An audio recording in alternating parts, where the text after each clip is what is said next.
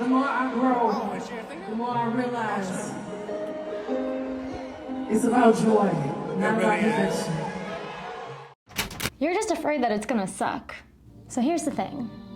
You're not actually afraid of creating content. You're afraid you're gonna look dumb. You're afraid you're gonna look foolish. You're afraid it's gonna be so embarrassing. Perhaps most detrimental of all, you're afraid that it won't be perfect. And there, my friends, lies the whole problem. Okay, maybe not the whole problem, but just a lot of it. By the way, hi! If we have not crossed spheres yet, my name is Sunshine, and I'm just really passionate about helping you get out of your own way and stay inspired and motivated to create content. Listen, if you're someone that doesn't struggle with perfectionism and you're already constantly performing and executing perfectly every day, then this is not the video for you. But for anyone else who overthinks things to the point of analysis paralysis and let that stop you from doing the thing that you know you really want to do and the thing that you really feel called to do deep down in your innards, you're in the right place. Pull up a chair, pull up a drink, and stay a while. Everyone knows, okay, not everyone, but there are a lot of you that not only know that creating videos can be such an impactful way to share your message, to amplify your business, but it's also something that I know a lot of y'all just want to do.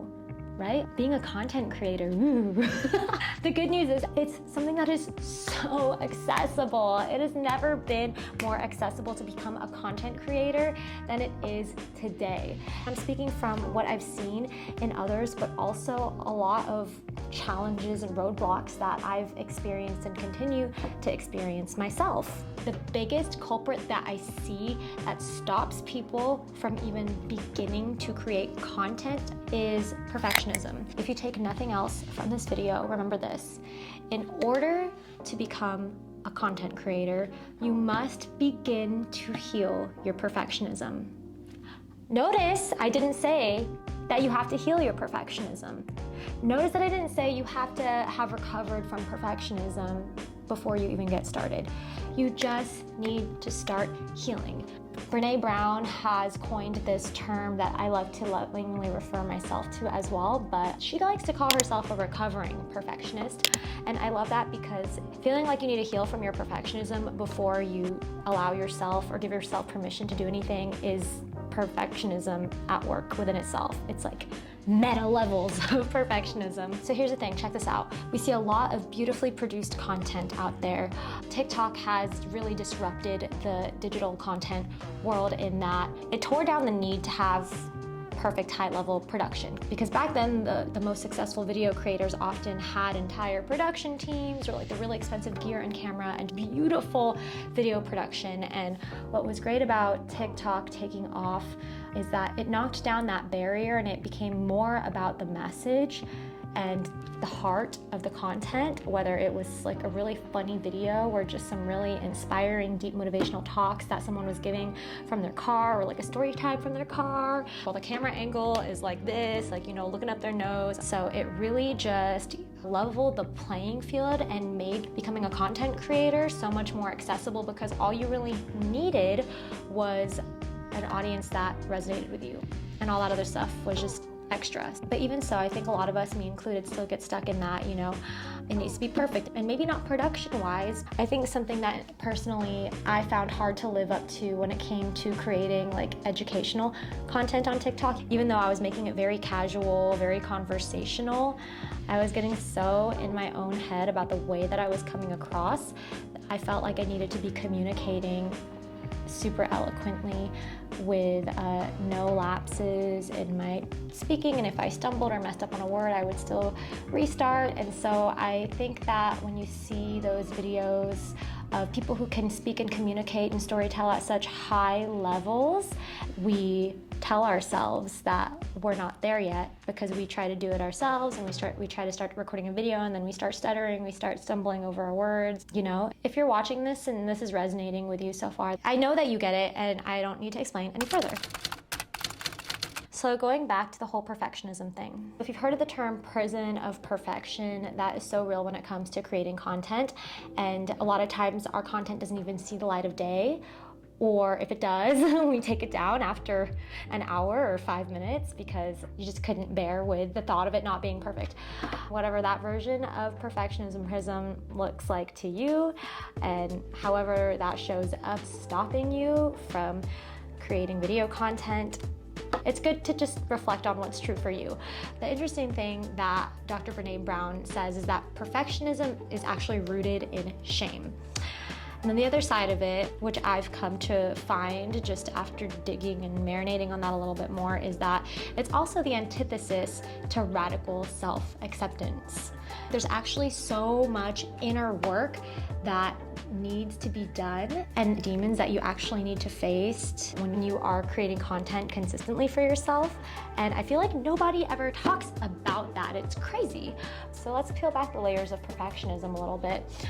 I used to think perfectionists were the ones that were the super detail-oriented A-type personalities. So I honestly never thought of myself as a perfectionist because I'm like a very go-with-the-flow type of person. My mind can get so cluttered, which causes me to sometimes be disorganized. I'm not gonna lie to you, I'm not the most detail-oriented in some areas, and so I just never thought that it was a problem for me until I started going to therapy, and my therapist started to call out my all or nothing mentality. Basically helped me recognize that I actually have a lot of perfectionistic tendencies, and there's a lot of times where I don't allow myself to explore something creatively or allow any of my efforts to see the light of day unless it's perfect, which isn't even real. It's a conspiracy. So to this day, I don't consider myself a perfectionist. However, I do recognize that I have really strong perfectionistic tendencies, and that's so important to know about yourself so that way you can begin to work on it and heal it. It sounds so minute and so harmless, but those tendencies are enough to get in the way, and what's worse, it can even fully block us from moving towards our true passions and desires. It's some heavy stuff, dude. I love this quote by Dr. Brene Brown. She says, "There's something very, very sinister about perfectionism. Perfectionism is a function of shame. Perfectionism is not striving for excellence. Perfectionism is this belief: if I do perfect and look perfect, then I can reduce judgment and blame and criticism." So that's what it's really about. It's not that we're trying to hold ourselves to high standards when we're wanting to put out content. Oh, well, I'm just a perfectionist. That's why I blah, blah, blah. No, the tough pill to swallow is simply that you think you need your content to be perfect because you have high standards, when really you just want to minimize or even absolutely diminish the chances of you getting any sort of criticism or judgment. So really, it's not about you, it's about how others might perceive you. Whew. It's hot in here. So if perfectionism is rooted in shame, let's talk about shame for a minute. Shame is actually universal. It's one of the most primitive emotions that we experience. The really tough thing about shame and how we all experience it is that we all think we're the only ones experiencing it, which makes it even worse. Gonna get a little existential for a moment, but Dr. Brene Brown also says that connection, love, and belonging is why we are here, and it's what gives us meaning and purpose in our lives. So then the antonym of love and belonging is actually shame, which is a fear of disconnection. So if you think about it, it's basically putting our value in our efforts and our outputs. And if our efforts and outputs aren't good enough, then people won't like us, or they'll judge us, or they'll think we're cringy, or get secondhand embarrassment, or whatever. All right, and I'm gonna be real with you. I am practicing what I preach and finishing this video, even though I had to stop in the middle of recording to go to my boxing class. Just a good real-time example of overcoming perfectionism at play. My natural thought just now, when it came to finishing this video, I was like, oh, well, I have to go to my class, and I will just come back and film the rest tomorrow or another day, and I'll just redo my makeup and wear the same outfit to make it look like I filmed it all in one take. But it's like, why are we doing that Literally why? I had to pause and think about that and ask myself, literally why? I'm gonna be sweaty, I'm gonna be gross, and I'm just gonna be not cute.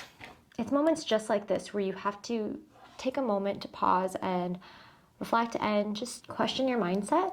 Sometimes you just gotta reflect on why you're making the decision that you're making, and if it's intentional or if it's negative programming that you have unintentionally created for yourself when it comes to making videos. If you have witnessed and lived through hustle culture, which thankfully things are changing a little bit now, you know that all or nothing was a very attractive and appealing, positive mentality. But when it comes to being a content creator and it being a marathon and not a sprint, you can't be sprinting the whole time during a marathon. You gotta get comfortable, getting a little uncomfortable, taking the small step in front of you. Here's the thing, I'm actually gonna go change. And to clarify, I would be totally comfortable finishing the video looking like this with y'all now that we're in this together. However, the only reason why I'm changing back is because I know I'm going to be repurposing some of this content to Instagram Reels and TikTok. So without the context that y'all have had with this video, I would just prefer to not be in a messy bun and gym clothes, and it's a 2-minute fix. Okay, and all right, see, another version of me would have, and by another version of me, I mean like 2 days ago or yesterday or even today, me, would have redone my full face. It's the perfectionistic tendency thing. And then also, I used to self-produce videos for a company full-time where I had to do my own makeup and be perfectly hammer ready all the time, but that's not what this video is about. So anyway, back to our little group chat. Shame thrives on secrecy, silence, and judgment. So if we aren't putting videos out because we're too ashamed, and if shame thrives on secrecy and feeling like you're the only one feeling it, then what's the antidote? The antidote to shame is empathy. What does that mean here for us as aspiring content creators or content creators that are trying to get unstuck and out of this shame cycle? Friends, this means community. It means an accountability buddy. It means a safe space, somebody that you can not only share your feelings of shame with, but that you can also relate to because they have similar feelings and struggles and challenges when it comes to creating content. So let's put this into practice right now. If you're watching and you resonate with any of this so far, do me a favor and pause the video to just start writing a comment. Don't send it yet, but just start writing out what some of your experiences when it comes to the feelings of embarrassment, shame, and perfectionism has been when creating content. And that includes how you're talking to yourself when you're about to post a video, or when you're filming a video, or when you're watching yourself back, or when you're editing. All right, ready? Cool, so with that, that means that shame is a social emotion, right? Because it's our fear of how we're gonna be perceived by others. I also love what Brene Brown says about this. Shame happens between people and it heals between people. Have you ever experienced going through a struggle that you thought that you were going through alone and realizing that you didn't necessarily need an answer or a fix or a solution in those moments to get through it, but just knowing that somebody else was going through the same exact thing was enough?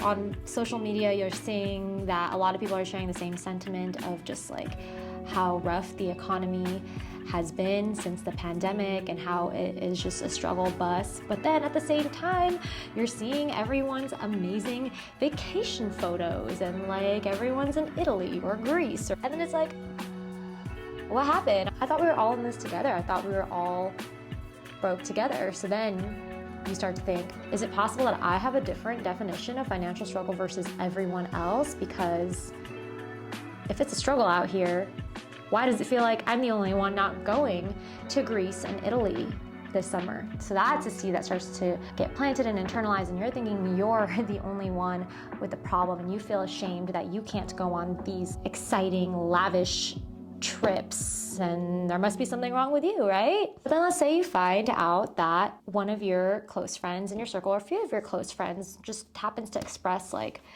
Y'all, sorry, I can't go out this week because I'm just kind of broke right now. I'm working overtime. It's a little bit of a struggle, right? I'm willing to believe that most of you, most of us, wouldn't resort to shaming that person. And if anything, if you're carrying a similar type of shame, you might even feel some relief. Like, oh, thank God it's not just me. And you might even feel safe enough to express the same sentiment. Like, girl, I feel you. I'm in the same boat right now. Maybe let's just not go out and let's just have a little kickback at home and just hang out and play board games or something. You know, do you see what I'm getting at? Is this making sense? Do me a favor, and if this is making sense with you, just hit the thumbs up button. That helps to let me know that this is resonating. But wait, there is still a layer deeper. Empathy is definitely really necessary to begin healing your shame that manifests as perfectionism, which in turn prevents you from creating content. But even deeper than that, listen, Linda. You also need self-compassion. And I know that can sound really cheesy, but it's really so true. If your inner monologue when you are creating videos and creating content is always telling you that you're not doing a good job, you look so cringy, you sound so annoying, this is so embarrassing, and you're constantly just bombarding yourself with this negative self-talk, what are you doing? You are programming your subconscious. And if there are any book lovers out there or productivity lovers out there and you've read Atomic Habits, highly recommend, by the way. If you struggle with consistency, we're gonna make another video on that. Stay tuned. You're familiar with or understand the concept with how a lot of our day-to-day actions and what we do and how we think is out of our subconscious mind. How does our subconscious mind operate? Through programming, which is through repetition. Fun fact, I can, without really struggling or trying, just identify a helping verb on command. Why? Because in 5th grade, in Miss Schramm's class, we had to memorize the fuck out of the helping verbs. Am, is, are, was, were, be, being, been, have, has, had, do, does, did, might, must, may, can, could, would, should, shall, will. Girl, 5th grade was like, I don't even want to count how many years ago was that now. I'm 28. Oh geez, that was like almost 2 decades ago. And I could still, you know? You see? That was a silly example. I probably could have given a better one, but that was the first one that came to mind. So hope that helped. Anyway, the reason why self-compassion is so important is not just to be woo-woo and kumbaya, but it actually helps move us through shame. So self-compassion, the way that you're talking to yourself, can actually help us take action and move through the shame, move out of it, thus also helping heal our perfectionism, which will help liberate us to start creating more freely and more authentically and more consistently, instead of being debilitated by the fear of not being good enough or unnecessarily prolonging the process of actually putting something out there. I'm having like an existential hairline crisis lately. Is this giving Lord Farquaad? Self-compassionate people recognize that being imperfect, failing, and experiencing life difficulties are inevitable. So they tend to be gentle with themselves when confronted with painful experiences, rather than getting angry when life falls short of set ideals. So let's parallel park that with content creation. So when you're creating content and it's just not turning out the way that you had in mind, the way that you planned, I don't know about y'all, but I have really experienced, and I'm still healing from the amount of self-judgment I would cast on myself when things didn't go perfectly according to plan. Like if my lighting wasn't turning out the way I wanted, or if I just keep stumbling over my sentences, or if I was talking to the camera and then I looked the other direction, tiny things like that, you know. And then even further than that, when you put out a piece of content and it doesn't perform as well as you'd hoped, that is where a floodgate tends to open, in my experience. Like, oh, see, it wasn't good enough. Or you should have done that better, or you should have started the video better, or you should have done this better. Maybe if you weren't so all over the place when you're talking, you could hold people's attention better. Or maybe if you didn't look like a hot mess, blah, blah, blah, blah, blah, blah, blah, blah. noise. It's all noise. Do you see what's happening here? If there are any book lovers out there, or maybe like even audiobook lovers, or however you want to consume, I have a fire book recommendation that my therapist actually recommended for me, and it's so perfect for anybody that struggles with self-compassion, self-empathy, self-judgment, and just really struggles with radical self-acceptance. There's this book called Lighter by young Pueblo, and I love what he says here about perfection. One of the most toxic ideas that grips our minds is perfection. We expect it, we crave it, we wish to see it in our lives and relationships, but the reality and the idea of perfection are in a constant state of friction. Reality is ever changing. It is transformation combined with unpredictability. Perfection is the opposite. It is an attempt to control and keep things within the boundaries of a certain mental image. Reality is a flowing river. Perfection is a static painting. Think about it this way. Nothing in nature or the universe is ever truly perfect or complete. The nature of the natural world and the universe is always growing and flowing and going through its cycles of death and rebirth. And so we're not static material things. It's time to start thinking about your creativity and content creation as a flowing river, as a representation of you as a being and your values and ideals, and you as this spirit having a human experience. It's always going to be growing and flowing if you allow life and its experiences to flow through you. Otherwise, you're stagnating. So if you think about it, it doesn't even really make sense to strive for perfection, because that essentially means you're striving to be static.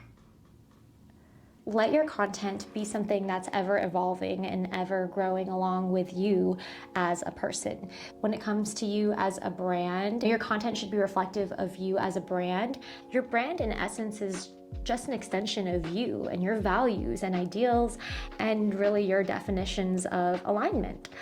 If any of this hit home for you, go back to the comment that you were finishing up and would love to know, what is it that you're going to let go of and liberate yourself from when it comes to perfectionism? In what ways are you going to challenge yourself to break out of the prison of perfection, starting the next time you work on your content? Whether that's doing what I did earlier and taking this video to the finish line, even though I went to a boxing class in the middle of it, and that's not something I ever would have done, was record after a workout. Even if that's just getting into the practice of committing to a content schedule and putting it out, even if it's not perfect. And that's a really key thing to remember too, is that this is going to be so much of a practice. You know, you're not going to heal your perfectionism. If you've struggled with perfectionism and overthinking, just remember, it's not going to be an overnight fix. It's going to take a lot of practice moving through the discomfort. It helps to have community, accountability buddy, a safe space to share your feelings with. This is a safe space if you want to start there in leaving your comment. And I encourage you, as part of this practice, if you see any other comments that you can really relate to let them know. Let's start healing and releasing this baggage so we have more freedom and room to create right now. You know, why not? We're going to talk about your content creation systems and what to do when showing up consistently is starting to feel a little overwhelming, because hey, it happens. It's part of the process of figuring out what works for you and also what works for that season in your life. So make sure you are subscribed if you're not already. And thank you for being here. We'll talk in the next one.